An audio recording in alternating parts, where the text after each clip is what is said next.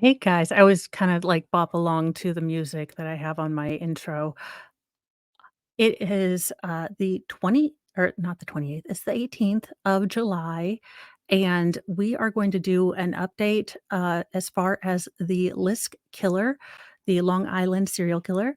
And we are going to look at a couple of different things, an article, and then the latest press conference. I am sure that there are channels that got on this, like on the quickness, and so this is going to be maybe a review for some of you people. So if you are here looking for fresh hot tea, as a mom of 6 and then helping Baker out with, you know, the Bradley Yawn and the, Texas Border Patrol douchebag, I have not had time to keep way up to date on this. So this will be my update, so it may be a day late. But the first thing we are going to look at is the opinion of an author for an author of a book about the Long Island serial killers kind of gives his opinion as to why the sheriff's department took so long to make a task force. It took so long to get a lot of movement on this case. And my guess is that he is going to bring up I haven't read this article. My guess is he's going to bring up the fact that these women were engaged in a high-risk lifestyle of being look, I don't know what the culturally women of payable pleasure you could find on Craigslist. Um, that might have been a prevailing attitude possibly in, I would say, the Green River Killer place, but I would like to hope that humanity has moved just a little bit forward. Um, Again, they also painted this brush with the Green River Killer, and I've looked at those cops, I've looked at all the things that they've done and read several books about that, and they were trying their darndest, so it can be half a dozen of one and 6 of the other, but let's see what Robert Kolkler, I guess. Look, y'all, you don't come here for pronunciations, you come here for my take, which is hilarious to me, but I love it, and thank you all so much.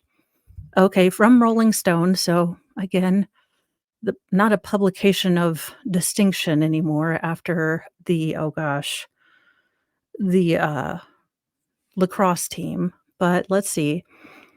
Why did it take so long to catch Long Island serial killer? Robert Kolkler, author of a book on the LISK killers or murders, Lost Girls, says after the arrest of suspect Rex Heuermann that police had contempt for the victims. And this was on July 17th, 2023. On Friday morning, news broke that a suspect had finally been placed in police custody for the infamous LISK murders. The deaths of 4 women who worked at night, whose remains had been found in burlap sacks on Long Island's Gilgo Beach more than a decade ago.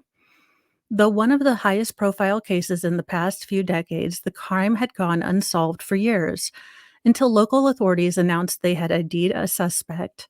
Rex Heuermann, a 59-year-old architect and architectural consultant in Massapequa, Long Island.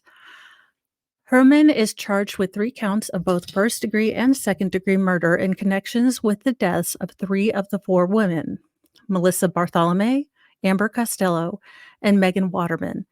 You would think for a guy who's gonna go way to town on the cops for, demeaning these women, the first thing he said about these victims is that was their employment. So spare me your judgment, sir. Really, spare me. Now, I understand that this is the author doing it, but if you don't notice that inherent contradiction in your moral compass and what you're trying to get across and accusing people of, then you're a terrible writer. Or maybe you're just doing it for effect, or maybe you have the same opinions that the cops did, allegedly. I'm sorry, but it takes me off so much. They were women. I'm not saying that you don't recognize the other thing, but can we at least when we first introduce them in an article, in the newspaper, in anything, we can just say victims? I mean, they have families. Oh, never mind. I will get off my soapbox.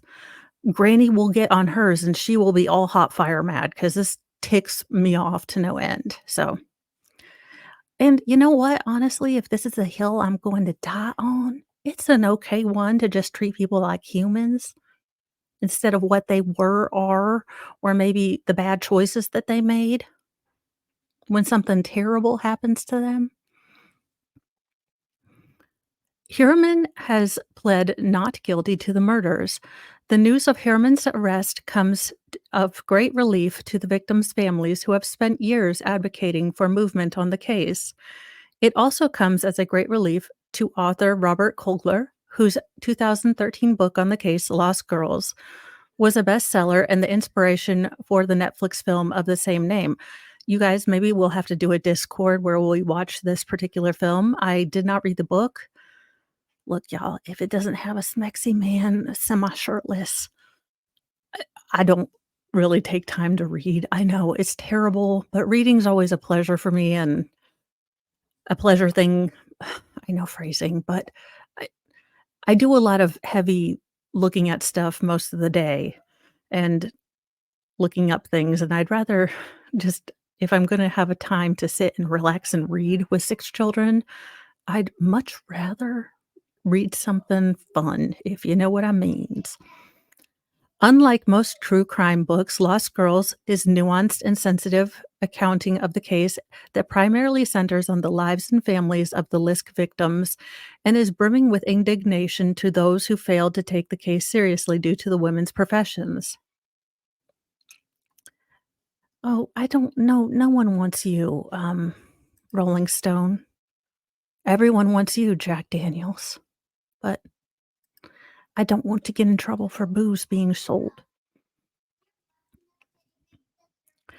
At the time he started researching the book, quote, "Some people on the force showed contempt," end quote, for the victims and their families. Kokler says, when I called him on Monday at the press conference about the arrest on Friday, however, victims' family members were on stage with the police and lauded their courage. Quote, "It was really something for me to see just how they were going out of their way now to show these people respect," end quote, he says. This interview has been condensed and edited for clarity. That can't be used terribly against you. How did you hear they'd arrested a suspect, and what was your initial reaction? It was early Friday morning, and I was walking my dog. I looked at my phone. My wife sent a news alert about an arrest and pinged it over to me. And I gasped for air, came back home, sat down in front of my computer. 1 second.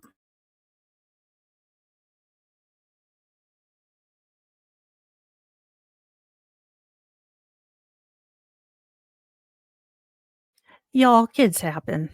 Kids happen in my family. It is just all the things. I sat down in front of my computer and didn't get back up for the rest of the day. I learned later various family members had been tipped off, and you could see them actually standing there at the press conference. So they knew.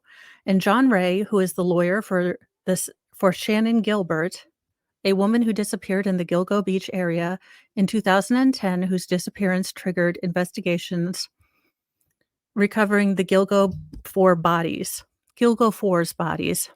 Family told me that he had heard some sort of rumor a week ago that seemed pretty credible to him, but no details, no information about who it was or when the arrest would happen.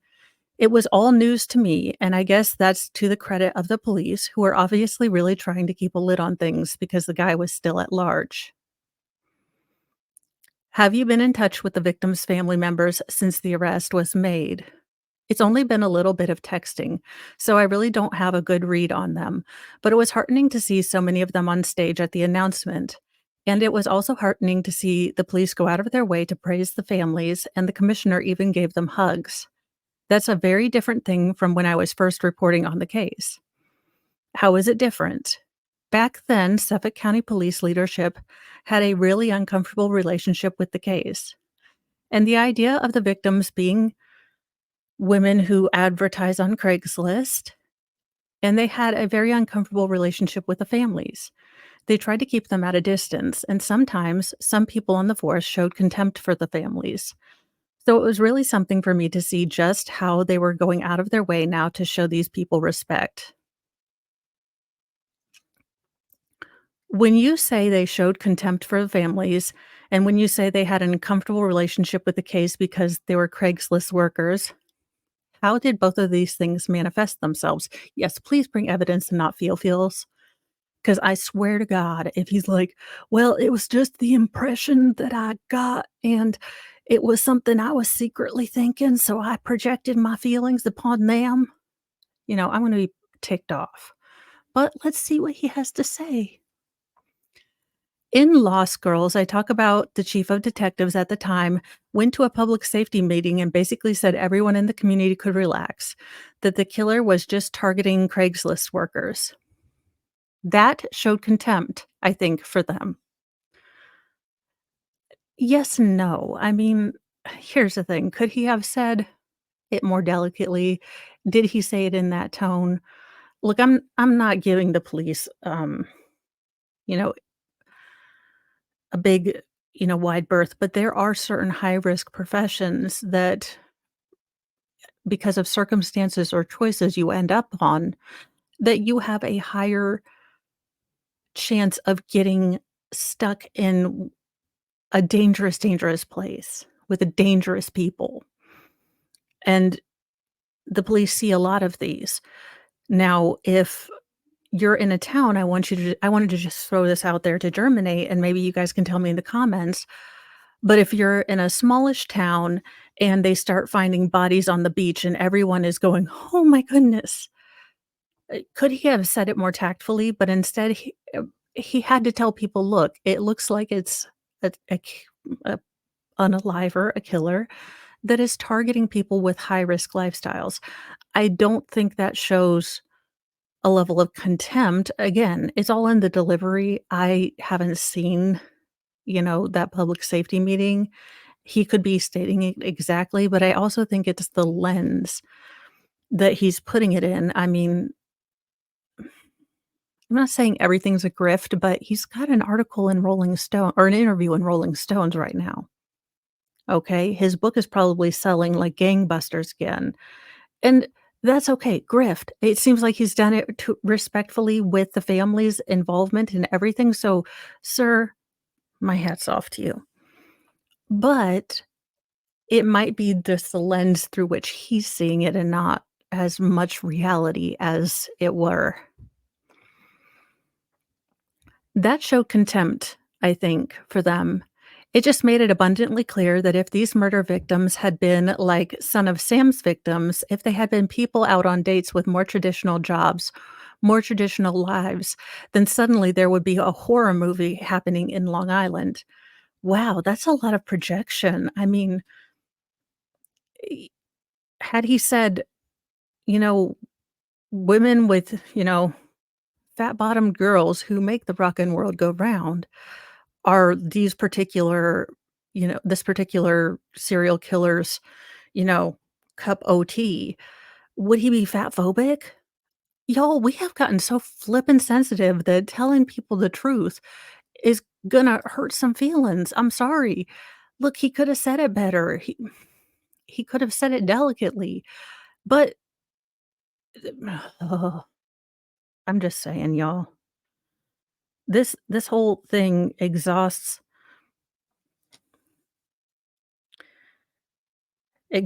my patience sometimes.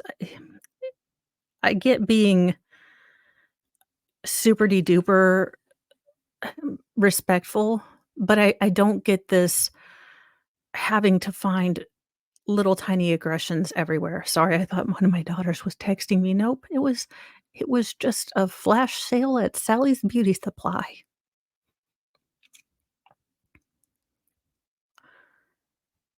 But they were insisting that there was no horror movie. It was all business as usual. No, I don't believe he said that. According to you, what he said was the people that were being targeted were in a high. This man is making me irritated. What we might do is me taking down this, article and listen, I haven't dug deep enough into the case to figure out if he's done, all the the police did all the terrible bad things that he's accounting for, but I know the leaning of Rolling Stone. I know, the leaning of mainstream media, and it doesn't ring exactly true to me. It could all be true. I am going to admit right now, I have not actually gone through and watched these, but I will say, so let's go further. I mean, again, this is my first impression. That was blatantly strange at the time, just hearing them say that. Also, when I met with Suffolk County leadership, there's a chapter in Lost Girls where I'm talking to them, and they had a little chuckle about Shannon Gilbert's mother, Mary.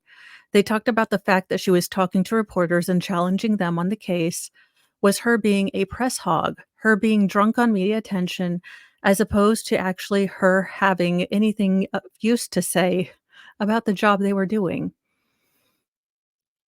Unless it's recorded, I don't believe you, sir, but I don't believe any journalist really unless they have the recipients, okay? The receipts.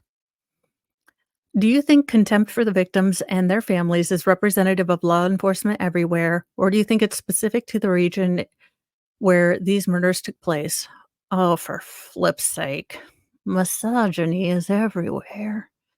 And I don't want to say it's specific to Suffolk County, but these particular police force, it was very highly paid police force, and it was a pretty large police force. Shut up with the misogyny stuff. I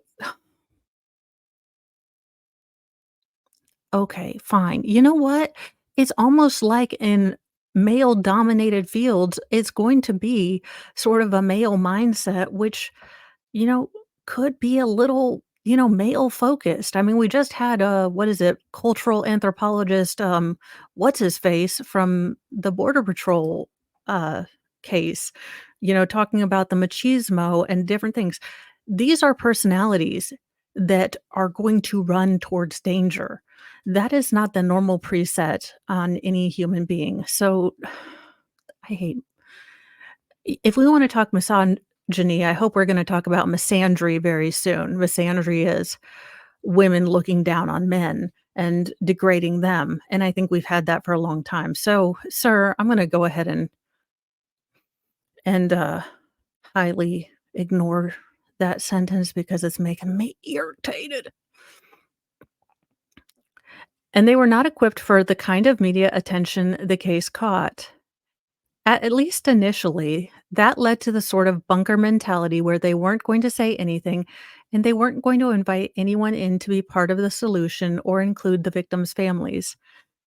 You know, or also they were trying to deal with the fact that they didn't have a lot of I mean, this started when maybe there wasn't as much DNA. Maybe they worried about a leak. Again, they have an active serial killer who has not been caught.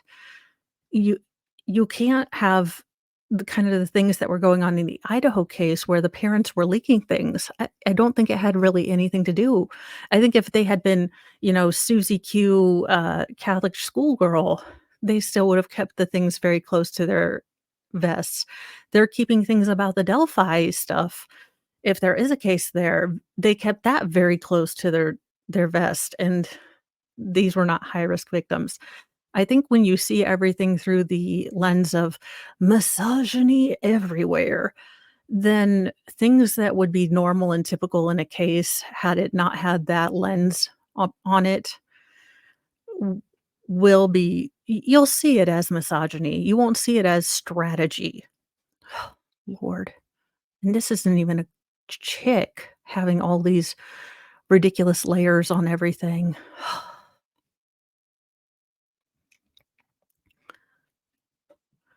Even when they did outreach to Craigslist workers in Long Island, they did it almost like they were holding their noses and reaching out with a 10-foot pole. I also didn't want to single out the police. I went to a press event out in Oak Beach where there are all these media trucks, and someone working on the media truck said under his breath, "I can't believe they're doing this all for a woman of loose morals." So, are you telling me that you heard one off-color remark And uh-huh, sure. At least back then, it was everywhere. There is a slight shift in sensibility now. The media doesn't say prostitutes murdered. You want to bet? Because let's roll the record back, as we say with the Daryl Brooks thing. And the news broke that a suspect has finally been placed in police custody for the infamous LISK murders, the deaths of four sex workers. Mr. High and Mighty on your, cross with your martyrness, go straight to cotillion school where you belong. Alrighty. I hate this crap, really. So he heard one thing, a and they still do it. So yeah, I'm about done. That's the biggest question a lot of people have about this case because it seems from the publicly available documents there was quite a bit known about this guy. Excuse me. His physical description, the car he was driving, the area where he lives, the fact that he commuted to Manhattan. It seems like it would be fairly easy to find a 6'4" man who ticks all these boxes, so why did it take so long? I suppose there's going to be a lot of Monday morning quarterbacking. I suppose there are going to be people who say, well, why didn't they have their eyes immediately on the creepy guy from Massapequa who had 92 gun permits? Why didn't they decide to look into him earlier? And I think perhaps that's a reasonable question. I want to try to be fair to them. In the documents they've revealed, it does seem like there were some innovations they took advantage of, a new generation of DNA analysis in outside labs that were offering analysis of hair follicles that were found in the evidence. That is something that perhaps they had to wait for. But it is also very true that the case was hindered by corruption there. There were corrupt chief of detectives who took over in the department and was there for many years. James Burke, who was in 2016 sentenced to 16 months in prison for conspiring to obstruct justice and depriving a person of civil rights. It seems clear now he kept the FBI away and slow walked the case in general because he knew that the feds were watching him, because he was corrupt himself. And that kind of kneecapped the entire thing for many years. So it took years for them to climb out of that and start really coordinating and engaging in the sorts of teamwork that led to an arrest. Is that why it took so long for them to establish a task force in the first place? Why did it take the task force 8 weeks to identify a suspect after nearly a decade long investigation? I think there was a baby step toward collaboration before this task force. The way I characterize it is they've been climbing out of a paralysis for a while now, and then things really picked up speed last year. The only thing I really don't understand, and I hope that I learn more about, is the amount of regulatory red tape that is involved in DNA analysis and genealogical DNA. It is as far from CSI as you can possibly imagine. Wow, like one thing I agree with. Sir, you are batting 1 for 2. No, 1 for 7. The misogyny thing just knocked you down like 14 points. The police can't just call up a lab and say, "Can you analyze this?" Not only are there privacy and civil rights issues, but there are civil liberty issues and money issues and other stuff too. It's a mess. So that is something I'm interested in learning more about as this case unfolds. Regarding the suspect specifically, was there anything you've learned about him that surprises you? I am surprised he has such a public facing career. I'm surprised he has a job where he has established corporate clients and well known people. I always assumed he'd be more of a loner. I guess there are Ted Bundys out there who are very social and manipulative to people or manipulate people around them and are charming. But I never thought that this serial killer was like that. I thought this killer would be more like Joel Rifkin, another Long Island serial killer who drove around all by himself all the time with his gardening equipment. But Hurman certainly fits the profile in other ways. He lives in Massapequa and commutes to Midtown, and those are the locations that make a lot of sense. He's a Long Island native, so he's very aware of spots to do stuff without being noticed. That all fits as far as I'm concerned. Are you surprised that he's not a cop, as a law enforcement long alleged? No. I think the thing that always bugged me about the profilers was the way they would seem to suggest that they knew more about this case than they really did. They would say things like, quote, "He probably has intimate knowledge of police techniques and knows how to cover his tracks, and perhaps that means he's retired law enforcement." End quote. We all watch true crime shows. We all know what a burner phone is. It's not like this guy was some super-powered Hannibal Lecter monster. I think that's what profilers, when they talk to the media, they are often feeding into that trope, and it's kind of gross. One of the whole points of the approach I took in Lost Girls was to try to bring it back to earth, to talk about the police as a human institution with a lot of serious flaws, and to talk about this case not like procedural, but like a very difficult situation for everyone. Do you think he was responsible for the other bodies found on Gilgo Beach, such as an unidentified Asian male and a woman and her toddler? This is me just spitballing. I'm no profiler, but it seems strange to me that he would have quit ever. So I'm really, really interested in learning what they have found at his house when they raided it, what was on his computer when they raided it. I'm very curious to learn if there's any evidence of the killings. I did feel real confusion during the press conference about how this guy was first on their radar, which brought them to him, or what brought them to him. Okay, that was wrong. What that should say is what first brought him to their attention. Because it's very true that if was Chevy Avalanche this was the Chevy Avalanche and the truck ownership, that would mean that they would have had to been zeroing in on this guy 10 years ago, which is not the case. They said they first walked in on him a year ago. It leaves me with many, many questions about how exactly they first started to think about Rex Heuermann as a suspect. But that's all I have right now is questions, and I'm looking forward to learning more. Was it surprising to you that police found evidence of him searching for child abuse things on his computer? No, it didn't surprise me at all. It's further evidence that he's not some sort of diabolical super killer criminal. He's just a creepy guy who tried to cover his tracks.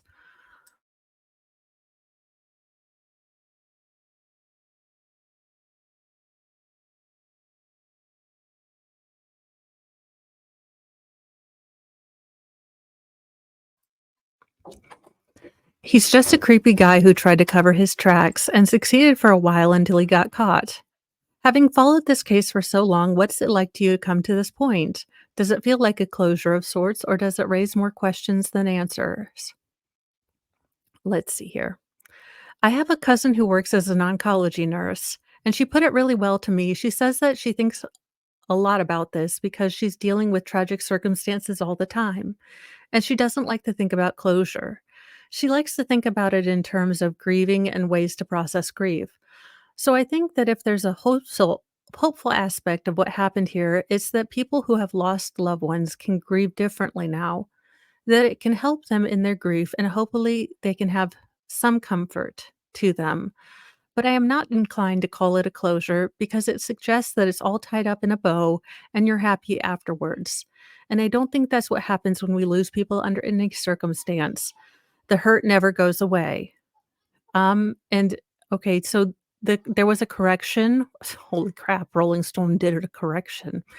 Apparently, Lost Girls, the books that he wrote, the author in this, or not the author of the article, but the author in the article was published in 2013, not 2011, like they had previously done that.